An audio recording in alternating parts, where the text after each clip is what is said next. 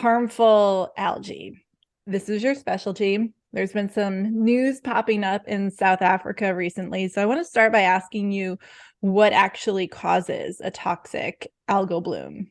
Well, there are many causes of toxic algal blooms, and there are many different types of algal blooms, just as there are many different types of harmful plants on land.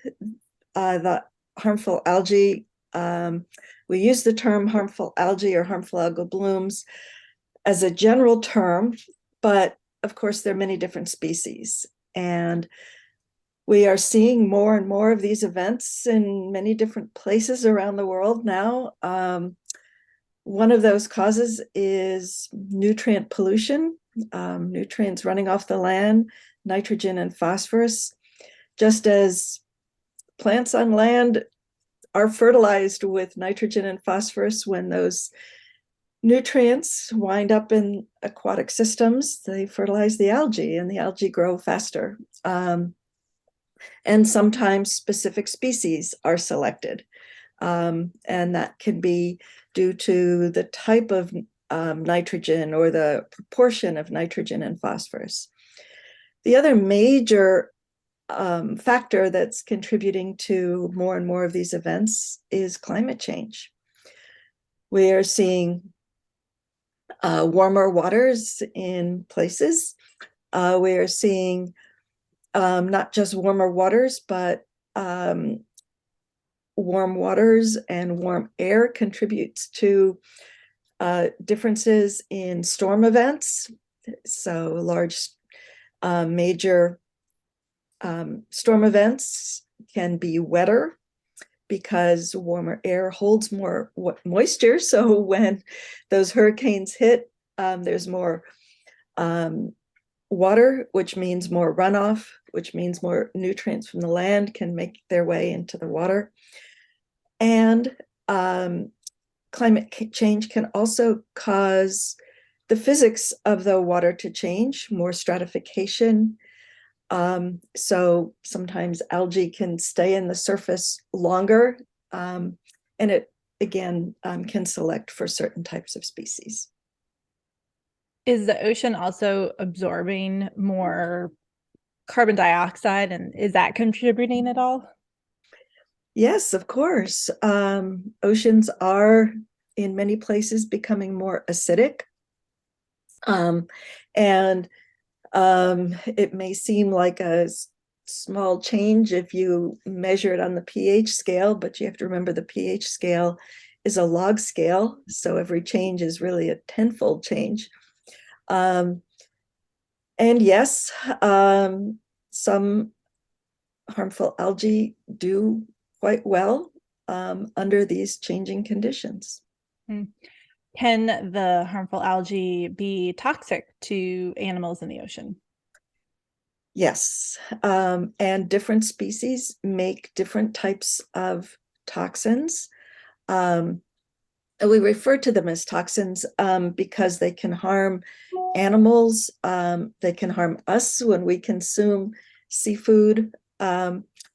Many of these compounds are compounds that we would refer to as neurotoxins. They affect the nervous system. So shellfish, which filter algae out of the water, like mussels and oysters, they're a natural filtration, but they're often not harmed by harmful algae because they don't have a nervous system, and therefore they're not affected by these compounds. But when we eat those organisms, we are definitely affected. And of course, larger organisms can be affected in many different ways. They can kill fish directly. Seals and large organisms can also get affected when they consume these toxic algae. They either consume them directly or they consume them through the fish that they are eating. So there have been some stories coming out of South Africa really in the past year of seals and lately more aggressive seals or seals dying. And there is speculation that it is the toxicity of harmful algae. Do you know anything about that? Is there a scientific backing to this, or is it just speculation at this point? The hypothesis is that these seals are affected by the toxic algae Pseudonychia, which is a diatom, and it makes a compound that is one of these neurotoxins, and animals can become disoriented. They can show signs of epilepsy type behavior. And of course, in high enough doses, it can also be lethal. So if they're, say, sick and lounging on a beach and a tourist approaches them, could they also become aggressive? That may be one of the signs of this. Is there a reason geographically why this is being seen off the coast of South Africa? Well, we're seeing these events all over the world. And the physics of the water around South Africa have been conducive to these kinds of events in the past. And many of these factors are changing, right? We're seeing warmer waters, large climate patterns are changing. So the fact that new events are popping up in new and different places is no longer really a surprise. It seems to me that there's been, and maybe it's just me, but it seems like there's been a number of stories recently about whales washing up on American shores, both East Coast and West Coast. Has there been any research done as to why, or any speculation as to what's happening there? Whales, too, are impacted by harmful algae. Typically, at least in the East Coast of the US, it's a different species of harmful algae that they are affected by. But yes, indeed, the harmful algae gets into their food and they are affected by the toxins. Should we be concerned about eating shellfish? In general, shellfish, at least in the US, is very safe. Virtually everywhere, shellfish is highly monitored. People who do find themselves affected by toxins are those who perhaps ignore warning signs. If a beach is closed for harvesting, they harvest anyway.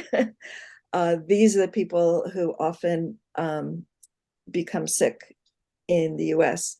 In many other parts of the world, monitoring isn't quite as sufficient as it is here in the US. No, it is a problem. It's a growing problem, and more and more places around the world are seeing events that they've never seen before, and so. So this isn't the last of aggressive seals, is what you're saying.